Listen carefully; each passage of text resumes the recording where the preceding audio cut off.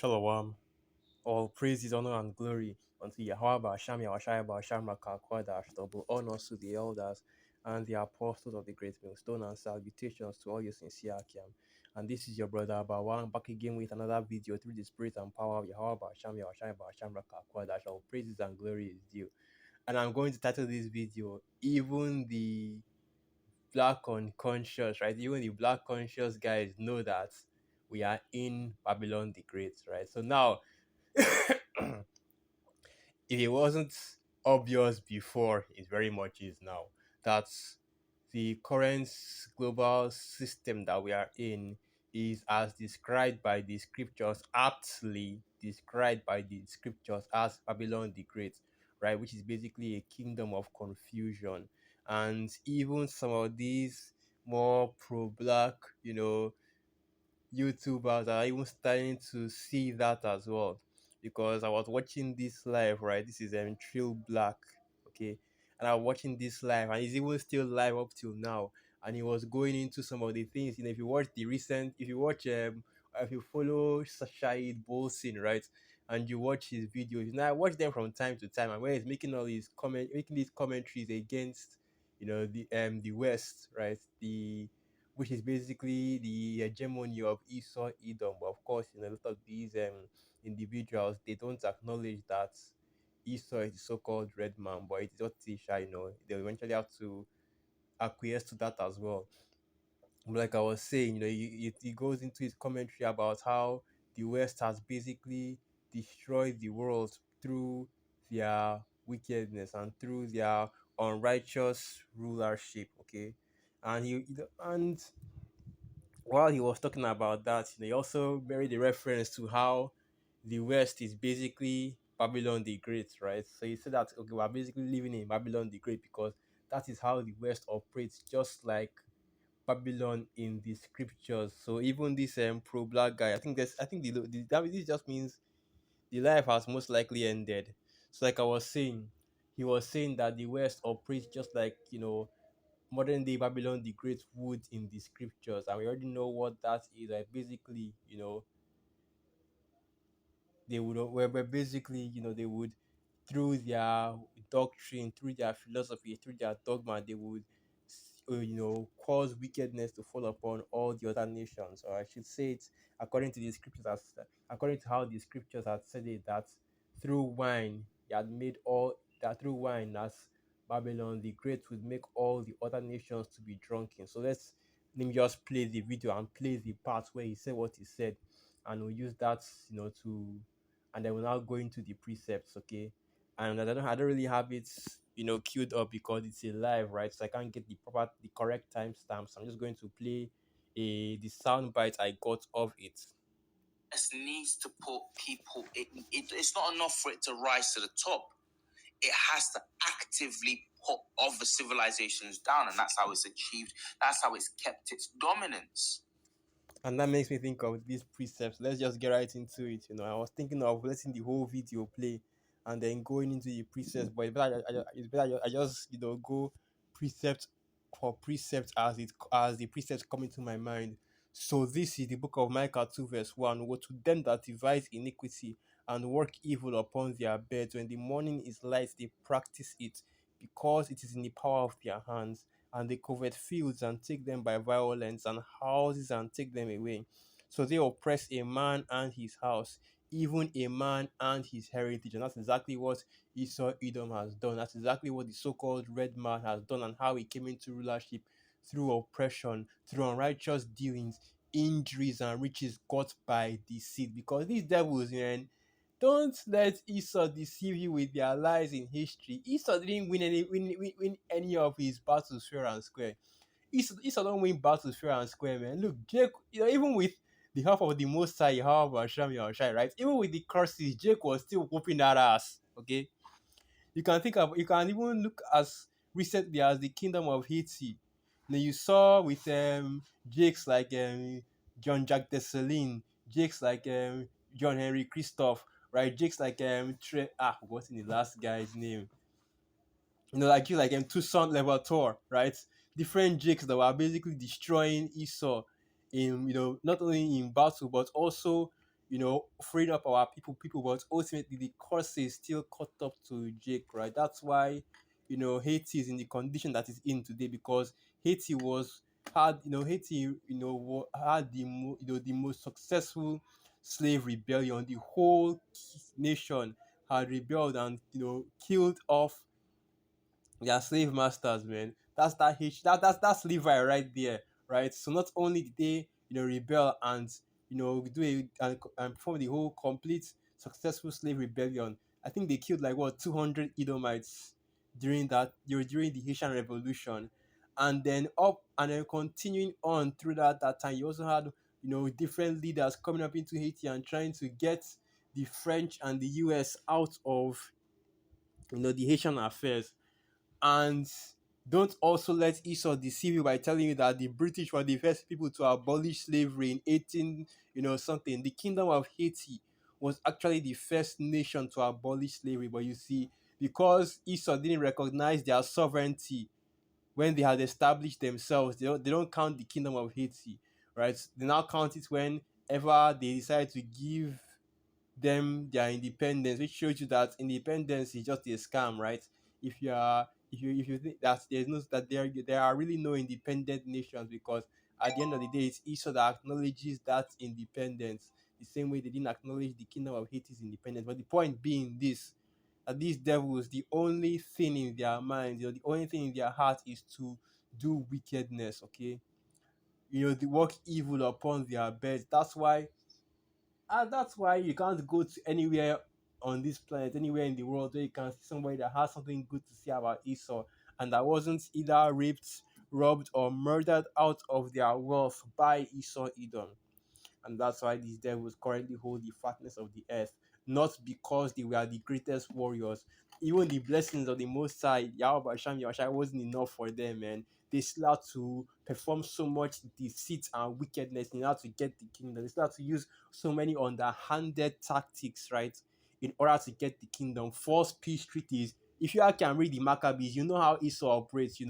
They'll deceive you with false peace treaties. That's how they killed Judas Maccabees, the first Judas Maccabees in the book of Maccabees. They talk about how, oh, they want to sign a peace treaty that's, let me see if I can get that precept. Let me see if I can get that precept. I think the guy that did it was Nicanor, right? I can't remember the exact person in the book of Maccabees. It was basically carried Judas and his army, I think like 3,000 men. Let me just try and look for that precept. Just use it to, but just use it to show my point, right? I can't remember the exact preset. I can't remember the exact preset. I can't even remember where it was. I think it's either First Maccabees 8 or First Maccabees 9. Okay, now I remember where it is. First Maccabees the 12th chapter. I finally found it. I had to just take a minute to look for it first. So let me just get this. So this is the book of First Maccabees 12 verse 39. Now Tryphon went about to get the kingdom of Asia and to kill Antiochus the king, that he might set the crown upon his own head. Howbeit he was afraid that Jonathan would not suffer him, and that he would fight against him. Wherefore he sought a way how to take Jonathan, that he might kill him. So he removed and came to Bethshan. Then Jonathan went out to meet him with 40,000 men chosen for the battle, and came to Bethshan. Now when Tryphon saw Jonathan came with so great a force, he durst not stretch his hand against him, but received him honorably, and commanded him unto all his friends, and gave him gifts, and commanded him his men of war to be as obedient unto him as to himself. Unto Jonathan also he said, Why hast thou brought all these people this so great trouble, seeing there is no war betwixt us? Therefore send them now home again, and choose a few men that will wait on thee, and come thou with me to Ptolemais, for I will give it thee, and the resting of the strongholds and forces, and all that have any charge. As for me, I will return and depart, for this is the cause of my coming. So Jonathan, believing him, did as he bade him, and sent away his host, who went into the land of Judea. And with himself he retained about 3,000 men, of whom he sent 2,000 into Galilee, and 1,000 went with him. Now as soon as Jonathan entered into Ptolemais, they of Ptolemais shut the gate, and took him, and all them that came with him they slew with the sword. And this is why the scriptures tells you that, you know, the words of the devil, right? The words of the mouth of Esau Edom, the so-called red man. His words were smoother than butter, but war was in his heart. Let me get that precept. Let me get that precept. His words, because this is how Esau operates. This is how he got into power. Okay. So now this is the book of Psalms 55, verse 21. The words of his mouth were smoother than butter, but war was in his heart. His words were softer than oil, yet were they drawn swords. Right? So this devil right here, um Tryphon, he was trying to put Jonathan to death, right?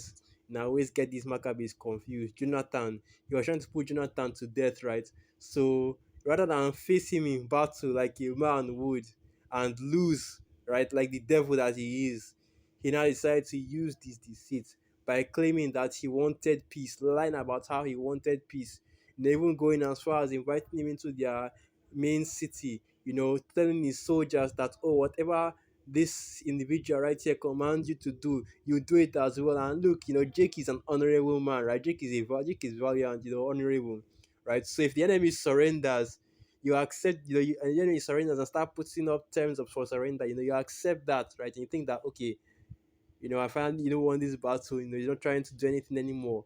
Let's just go and see what he's trying to do. But of course, during that time, the Maccabees didn't understand that you do not trust Esau Edom. I don't get that precept, right?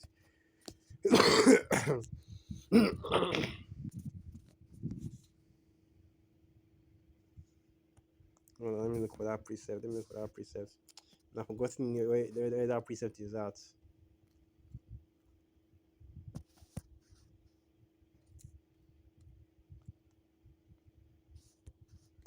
I've forgotten where that precept is. I think it's Ecclesiastes, the 12th chapter, from the 10th verse.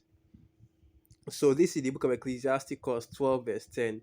Never trust thine enemy, like as an iron rusteth, so is his wickedness. Though he humble himself and go crouching, yet take good heed and be aware of him, and thou shalt be unto him as if thou hast wiped a looking glass, as and thou shalt know that his rust hath not been altogether wiped away. That's exactly how Esau operates as well. That's the depth of his wickedness. But let's keep playing this video and it went back to where it stopped. But let's keep playing this video. And I think where I was going to go is I'm going to say Babylon. Okay? And then you heard it right there. Basically, he's drawing a parallel between the rulership of this kingdom and the actions, right, of this kingdom, which of the rulers of this kingdom, which is Esau, Edom, to Babylon, and not just any Babylon, right? The Babylon the Great that is the total of Babylon the Great that is described in the scriptures. Babylon. And I don't know if that rings a bell with anybody. But again, I'm going to have to go back to my biblical roots here. Babylon as a system. If you read deep into scripture, by the time you get into the last few pages, it talks about something called Mystery Babylon. So yeah, and let's go into what he's actually talking about. Right, in the book of Revelation, the 17th chapter. So this is the book of Revelation 17, verse 1. And there came one of the seven angels which had the seven vials and talked with me, saying unto me, Come hither, I will shew unto thee the judgment of the great whore that sitteth upon many waters, with whom the kings of the earth have committed fornication, and the inhabitants of the earth have been made drunk with the wine of her fornication. And what that fornication represents are the wicked doctrines and philosophies that are being pushed, all throughout this kingdom. The Americanization philosophy, the industrialization, the Americanization, democracy, right, consumerism, capitalism, and all the other parts, and all its um little add-ons to it. So all these corporations that are being headquartered in America, Babylon the Great, that spreads their branches all over the earth, and this is all part of the wine of Babylon the Great, because you know how wicked, the wickedness that is being pushed from it, and it's not just the philosophies like the LGBTQ stuff, right? The alphabet stuff, the feminism and the like. It's also the practices as well. The practices when it comes to food and when it comes to food, when it comes to drugs, when it comes to education, when it comes to the as Dr. Nini Fuller put it, the 9 areas of activity, right? All the different practices. I don't really remember all 9 areas of activity, but no, I don't have time to look into that right now. But all the practices when it comes to those 9 areas of activity. So now, Revelation 17, verse 3. So he carried me away in the spirit into the wilderness, and I saw a woman sit upon a scarlet colored beast full of the names of blasphemy, having 7 heads and 10 horns. And the woman was arrayed in purple and scarlet color and decked with gold and precious stones and pearls, having a golden cup in her hand full of abominations and the filthiness of her fornication. Right. And that cup, if you go into the book of Jeremiah, it tells you that the nations have drunk of that cup, therefore the nations are mad. And now the nations are beginning to be upset with Babylon the Great because of the wickedness that has been pushed throughout the whole earth, and not just the wickedness, but also because of the greed and the greed and also the personal evil of Babylon the Great, right? The way that they treat all nations unjustly, even their own allies. That's how America or Babylon the Great operates, right? They basically, in order to keep themselves at the top, and they do all kinds of they involve themselves in all kinds of under the table affairs in order to keep themselves at the top. So Revelation 17, verse 5. And upon her forehead was a name written, Mystery Babylon the Great, the mother of harlots and abominations of the earth. And that mystery Babylon is America. Okay, so let's continue, because it's not referring to an actual woman, but rather it's referring to a nation, a And I think city. we're living in an age that's dominated by Mystery Babylon. Press one in the chat if you think, if you know what I'm talking about. Because this is like, or New Babylon. This is like, what we're seeing is not a system that's happy just to, there's something spiritual behind it. It's not happy to just rise to the top. Like the Romans, like the Babylonians, the proper old school Babylonians, the Persians, it's not happy to just rise to the top. It has to oppress. It has to be vindictive. Right. And basically what he said here is that these devils just aren't happy with being in power. They have to also have rulership as well, have to oppress the people. And that leads me to the book of Habakkuk. I believe it's the second chapter, yeah. So this is the book of Habakkuk 2, verse 4. Behold, his soul which is lifted up in is not upright in him, but the just shall live by his faith. Yea, also because he transgresseth by wine, he is a proud man, he that keepeth at home, who enlargeth his desires as hell, and is as death and cannot be satisfied, but gathereth unto him all nations, and heapeth unto him all peoples. Right, and that's exactly how Esau Edom operates as well. He's not satisfied with just being in power. He has to have complete control and complete rulership, which also leads us to the book of Thessalonians. So this is the book of Second Thessalonians 2, verse 3. Let no man deceive you by any means, for that day shall not come except there come a falling away first, and the man of sin, the son of and the man of sin be revealed, the son of perdition, and the man of sin, the son of perdition is Esau Edom, right? And his whole nation, the whole seed line, the whole bloodline included as well.